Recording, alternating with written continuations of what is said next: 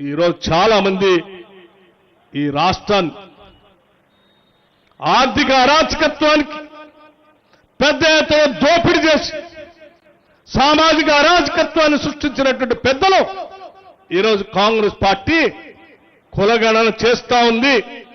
జరిగినటువంటి కులగణన ద్వారా వనరులు పంచేటువంటి కార్యక్రమంలో ముందుకు పోతా ఉంది.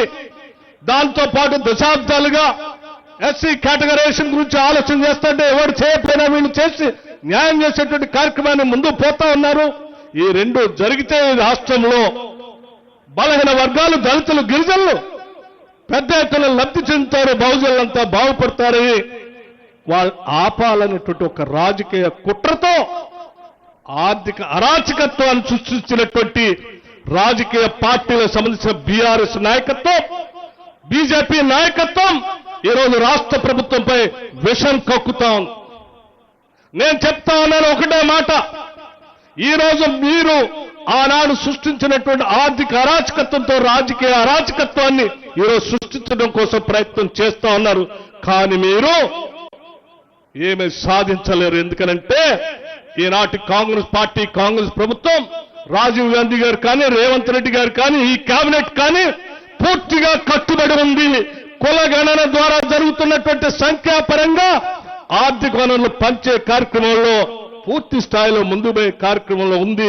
నువ్వు కాదు, నీ తాత కాదు, నీ ముత్తాత కాదు, ఎవడొచ్చి ఆపినా ఈ సామాజిక పరివర్తన, సమసమాజ నిర్మాణం కాంగ్రెస్ పార్టీ సిద్ధాంతం తప్పనిసరిగా ముందుకు తీసుకొని పోతాం. ఈ ఆర్థిక వనరుల్ని పంచుతాం. ఇదే ఈ రాష్ట్ర ముఖ్యమంత్రి నిర్ణయం. దానికి మేమంతా కట్టుబడి పెద్ద ఎత్తున మా కేబినెట్ అంతా నిర్ణయం తీసుకొని ముందుకు పోతా ఉన్నాం. రాజీవ్ గాంధీ గారే ఈ దేశానికి ఒక దార్శనికుడు, ఈ దేశానికి దశాదిశ నిర్దేశం చేస్తా ఉన్నాడు. రాహుల్ గాంధీ గారు ఓ పక్కన అదానీ గారు, అంబానీ గారు అడ్డగోలుగా ఈ దేశ సంపదనంతా క్రోనిక్ క్యాపిటలిస్టులు దోపిడీ చేస్తా ఉంటే ఆయన భారత్ జోడో యాత్ర అని ఒక పిలిపించి ఈ దేశ సంపద ప్రజలకే ఉండాలని పిలిపించాడు. ఈ దేశ వనరులు ప్రజలకే చెందాలని పిలిపించాడు. భారత్ జోడో యాత్రలో వేలాది కిలోమీటర్లు నడిచి ఈ దేశానికి దశ దిశ నిర్దేశం చేస్తూ రాబోయే రోజుల్లో ఈ దేశ సంపద ప్రజలందరికీ పంచుతాం. ఆ కార్యక్రమే కాంగ్రెస్ పార్టీ ముందున్నటువంటి ఏకైక లక్ష్యం. ఈ దేశ వనరులు కానీ, రాష్ట్ర వనరులు కానీ ప్రైవేటు వ్యక్తుల చేతుల్లోకి ఎట్టి పరిస్థితుల్లో పోనీయమని చెప్పి ఈరోజు ముందుకి పోతూ ఆయన ఒక నినాదం ఇస్తే కొద్దిమంది కుహన మేధావులు తెలుసో తెలియక వారి మీద చాలా సంవత్సరాలుగా మాకు గౌరవం ఉంది. కానీ రాహుల్ గాంధీ తిరోగమనం అని వారు ఒక ఎడిటోరియల్ రాస్తారు. అయ్యా, నేను అడుగుతా ఉన్నాను, ఈ రాష్ట్రంలో ఉన్నటువంటి బడుగు బలహీన వర్గాలు, దళిత గిరిజనులు కాంగ్రెస్ పార్టీ ద్వారా వచ్చేటువంటి లబ్ధి పొందకూడదని మీరు అనుకుంటున్నారా?